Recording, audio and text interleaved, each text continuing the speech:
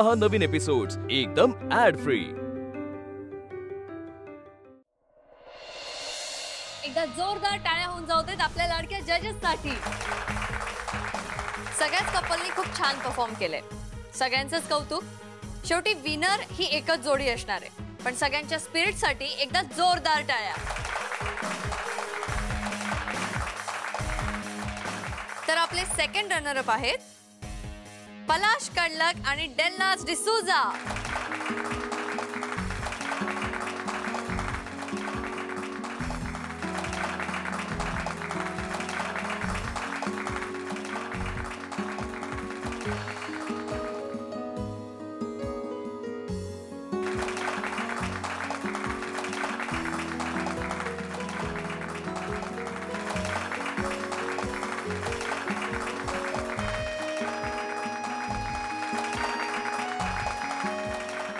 आपली first runner up जोडी आहे डॉक्टर अभिषेक आणि वैदेही पंडित।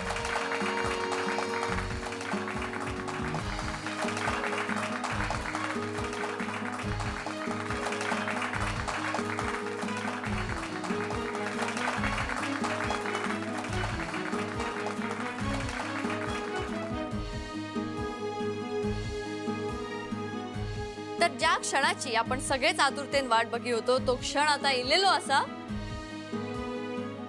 कोण असेल आपली 36 गुणी जोडी? Any guesses?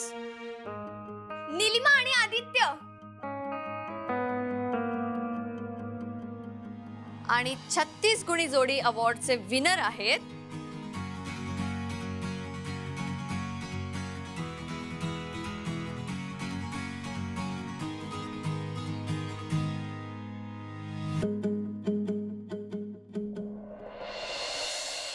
वेदांत वानखेडे आणि अमूल्या तुंपलवार।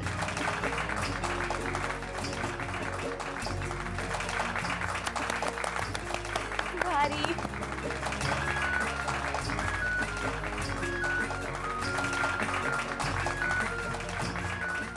अगं पण आपला तर 36चा आकडा आहे ना, यांनी का आपल्याला 36 गुणी जोडी डिक्लेअर केल्या? वाहू दे ना, आता जिंकलोय ना आपण।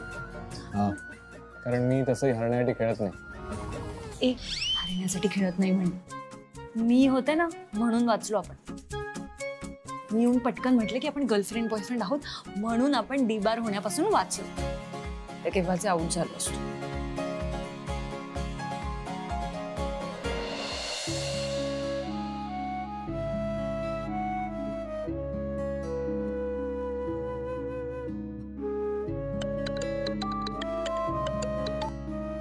हॅलो हॅलो आरती, अगं बघितलास का तू 36 गुणी जोडी इव्हेंट? दादा आणि अमूल्य जिंकले। हो का? छान। अगं छान काय, मी नाचतो इथे वेड्यासारखा। आता आपला रस्ता क्लिअर झाला, आता सगळं नीट होणार। आपला रस्ता कसा काय क्लिअर झालाय? अगं तुला कळत नाहीये का, दादा आणि अमूल्याची जोडी जिंकली आहे। समजतंय ना तुला? त्यांची जोडी, दादाची आणि अमूल्याची जोडी जिंकली, त्यांची जोडी जमली म्हणजे आता दादाचं लग्न अमूल्याशी होणार आणि मग आपलं लग्न होणार। उगाच स्वप्न बघू नकोस विक्रांत। मुळात तुझा दादा लग्नाला तयार होईल ना यावर विश्वासच बसत नाहीये माझा, आणि तेही अमूल्याशी अजिबात नाही। 36चा आकडा आहे दोघांमध्ये, त्यांना तर ठरवू दे आधी। होणार होणार, दोघांचं लग्न होणार आणि मग आपलं होणार।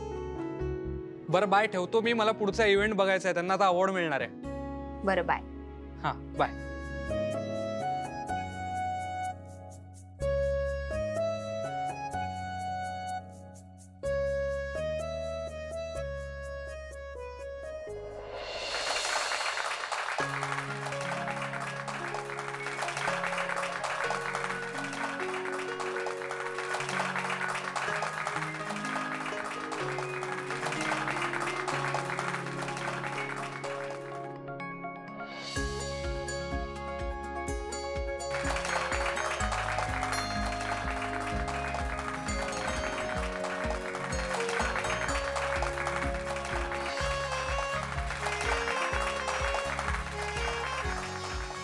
Congratulations Vedant, congratulations Amulya. तुला आता हा अवॉर्ड जिंकल्यानंतर कसं वाटतंय?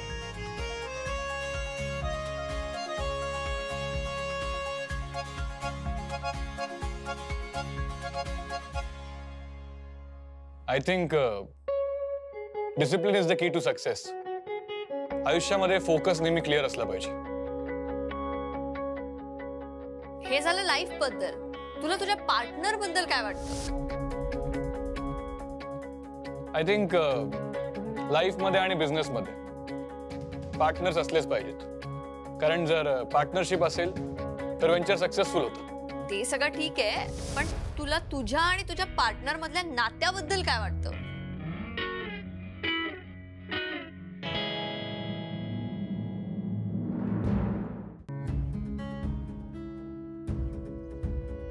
वेदांत,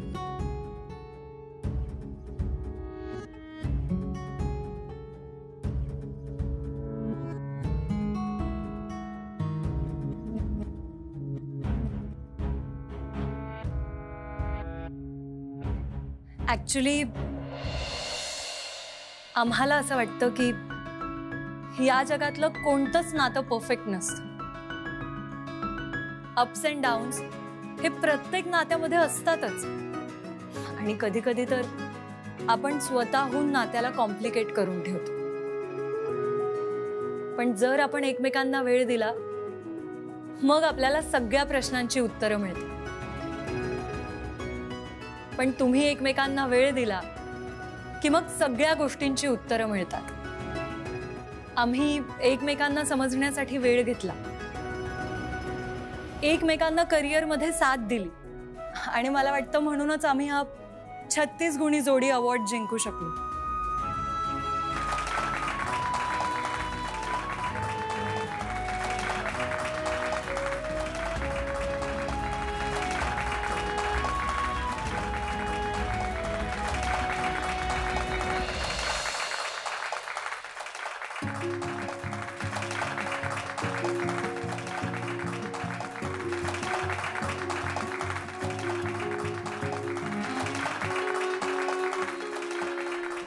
अमूल्या दादाची गर्लफ्रेंड आहे? अरे देव, हे कधी घडलं? अगं विस्तव जात नाही या दोघांमधनं. हो ना, काय गोळ्या, काही खरं नाही.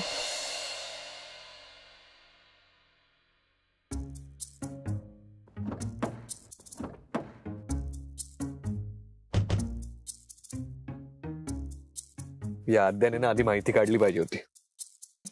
सांगायला हवं होतं, इतका फालतूपणा आहे तिकडे. टॅलेंट म्हणतात त्याला, फालतूपणा म्हणजे तुझे परफॉर्म केलंस ना डान्स, तो टॅलेंट. मग त्याचा माझ्या बिझनेसशी काय संबंध आहे? कसं आहे ना वेदांत, आपल्याकडे 2 ब्रेन्स असतात, एक लेफ्ट ब्रेन आणि एक राईट ब्रेन. म्हणजे तशी तुला माहिती नसेल पण असतात. हे बघ, ब्रेन बद्दल मला तुझ्यापेक्षा जास्त माहिती आहे. आणि गप्प बस आता, ऑलरेडी खूप वेळ वाया गेलाय तिकडे. ती अरसिक आहेस रे तू. तू एक क्लासिक केस, तुझ्यावर थिसिस लिहिणार आहे मी. हे बघ, हा अवॉर्ड आपण दोघांनी मिळून जिंकलाय. जरा कौतुकाने बघ त्याच्याकडे. आणि किती लोकांनी पाहिला असेल ना हा इव्हेंट. पण तुला सांगते, या सगळ्यामध्ये ना आद्या फॅशन वर्ल्डची खूप चांगली पब्लिसिटी झाली. आणि तुझ्या त्या ड्राय बोरिंग कंपनीची पण. ऐक ना वेदांत, तुझा फोन चेक कर ना. अरे कितीदा वाजत होता, तुलाही खूप मेसेजेस आले असतील. कर ना, एकदा चेक कर ना. ऑल नॉनसेन्स, काही कामं नाही रे लोकांना. पण असं कसं म्हणतोयस तू? अरे बघ ना, फॅन्स असतील तुझे, बघ. मी हे मेसेजेस न बघताच डिलीट करणार. अँड वन मोर थिंग, आपल्याला आधी ऑफिसला जावं लागेल. मला इम्पॉर्टंट मेल करायचा आहे आणि डेटा माझ्या लॅपटॉप मध्ये. अरे पण आत्ता वाजलेत बघ किती. आत्ता काय काम आहे ऑफिस मध्ये? नाही नाही नाही, तू एक काम कर, तू मला आधी घरी सोड आणि मग तुला जिथे जायचं तिथे जा. नाही नाही, आधी ऑफिसलाच जायचंय. अरे असं काय करतोयस? घरी वाट पाहत असतील माझी. आणि ना मला सवय नाही इतक्या उशिरा घरी जायची. आई तर झोपणार सुद्धा नाही. तू इथे ऑफिसचं काम करायला आली आहेस ना, मग काम अजून पूर्ण झालेलं नाहीये आणि ते मेल अर्जंट आहे. अरे पण मग तू लॅपटॉप सोबत कॅरी करायचा ना. मी नेहमी कॅरी करतो, पण ते तुमच्या गडबडीमुळे विसरलो. 1 मिनिट, आमच्या गडबडीमुळे? हो. एक तर स्वतः उशीर केलास, मी तर केव्हाची रेडी होते. हे बघ, 10 मिनिटाचं काम आहे फक्त. हे बघ वेदांत, माझा ना फोन सुद्धा स्विच ऑफ व्हायला आलाय, बॅटरीच नाही.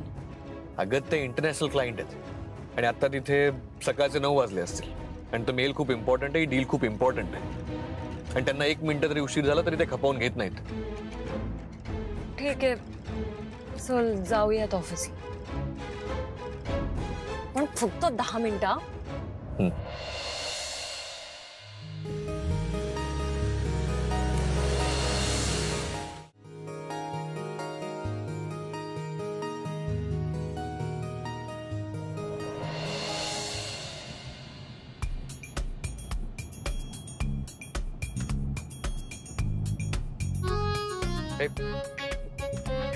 म्युझिक नको लावूस, ड्राईव्ह करताना डिस्ट्रॅक्ट होतो.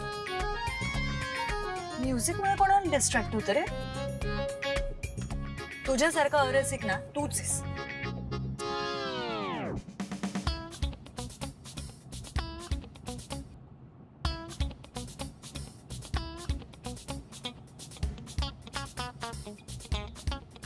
अगं एसी का बंद करतेस? अगं काय काय चाललंय तुझं? ते बाहेरची हवा आत येऊ दे. आता कशाला हवा एसी? एअर पोल्युशन किती माहितीये का बाहेर? हो माहिती, पण जरा बरं वाटतं बाहेरची हवा आत आली.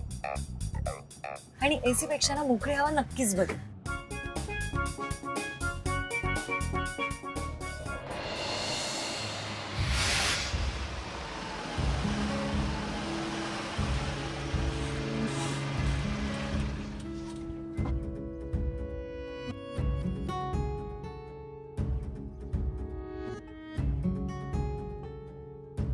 अरे अगं मच्छर येतील म्हणून बंद करतो. बरं तू इथेच थांब, मी आलोच 5 मिनिटात. एकटी थांबू? तो वॉचमॅन आहे ना आणि ही जागा सेफ आहे, डोंट वरी. आलोच मी.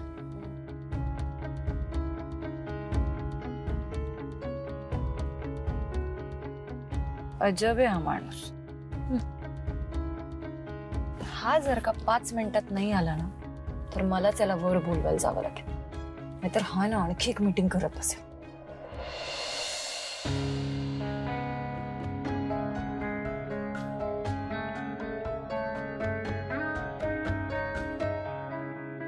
अरे बापरे, बॅटरी तर खूपच लो आहे माझी. अण्णा आणि ताईला मेसेज करते, इव्हेंट झालाय, मी आता ऑफिसला आलीये, एक अर्जंट काम आहे, टेन्शन घेऊ नका, वेदांत आहे माझ्यासोबत, बॅटरी लो आहे फोनची. अरे यार,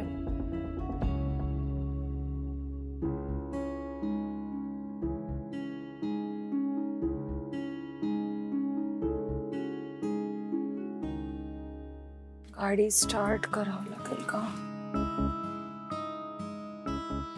नाही पण नको, उगाच याच्या गाडीला काही झालं तर पुन्हा मलाच ओरडा खावा लागेल.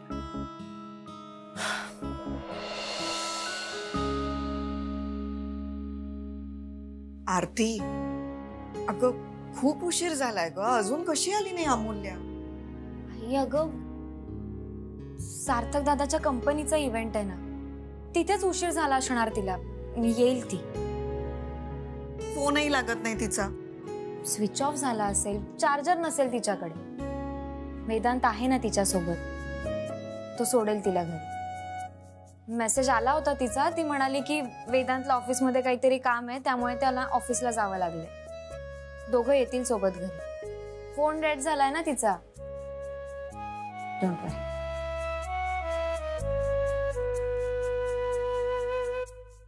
काय म्हणावं या मुलीला, इतका निष्काळजीपणा.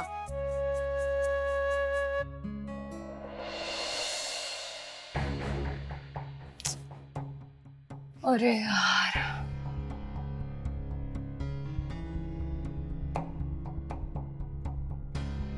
जाऊ दे, मला वॉशरूमला जायचंय, मीच वर जाते.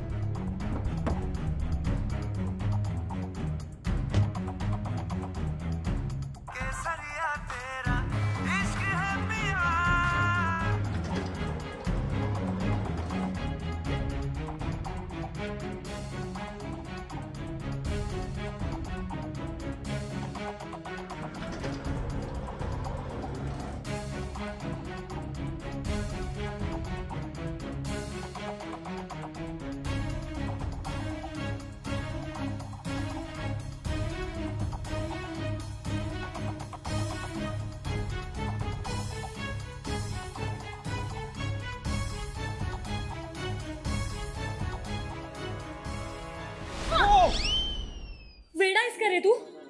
तू इथे का आलीस? किती वेळची वाट बघत होते मी. येतच होतो. एकतर 5 मिनिटं म्हणून 20 मिनिटं लावलीस. मग ते मला वॉशरूमला जायचं होतं म्हणून आले मी. खूप चांगलं केलंस. आता जाऊया का इथेच थांबायचंय? इथे थांबून काय करायचंय? चल.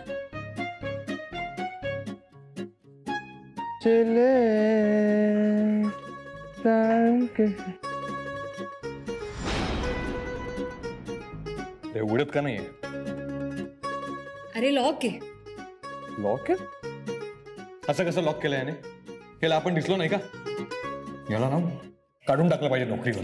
पण त्यासाठी आपल्याला बाहेर निघावं लागेल ना. वॉचमॅन, वॉचमॅन, वॉचमॅन दादा.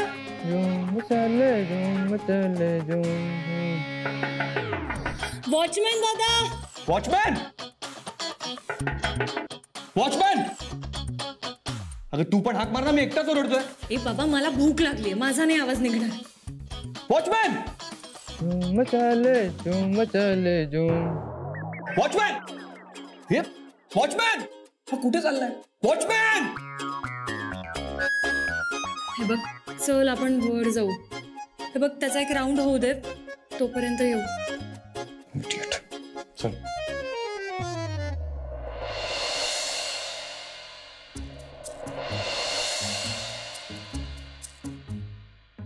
फोन शोधतोयस?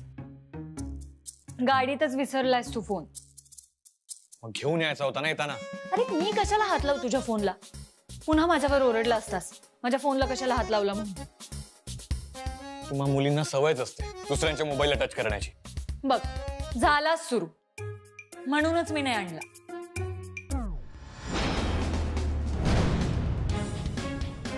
रे देवा, बस आता, एवढंच व्हायचं बाकी होतं.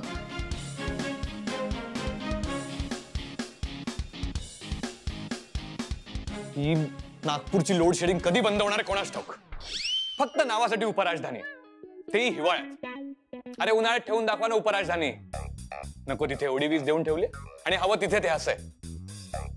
इंडस्ट्रियल टाउन फक्त कागदावर आहे. ए बाबा, चिडचिड करून लाईट येणार आहे का? शांत बस जरा.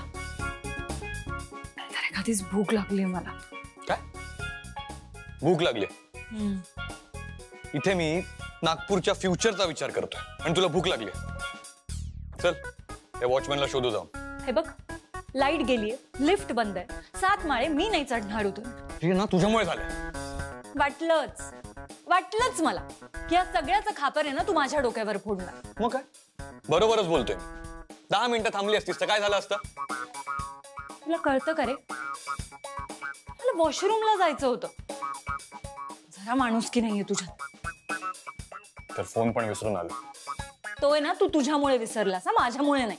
माझ्यावर नको ओरडूस. हे तुझी बडबड ऐकण्यापेक्षा ना मी जाऊन त्या वॉचमॅनला शोधतो. हा ठीक आहे, जा. ऑल द बेस्ट तुला, जा. नॉनसेन्स. यार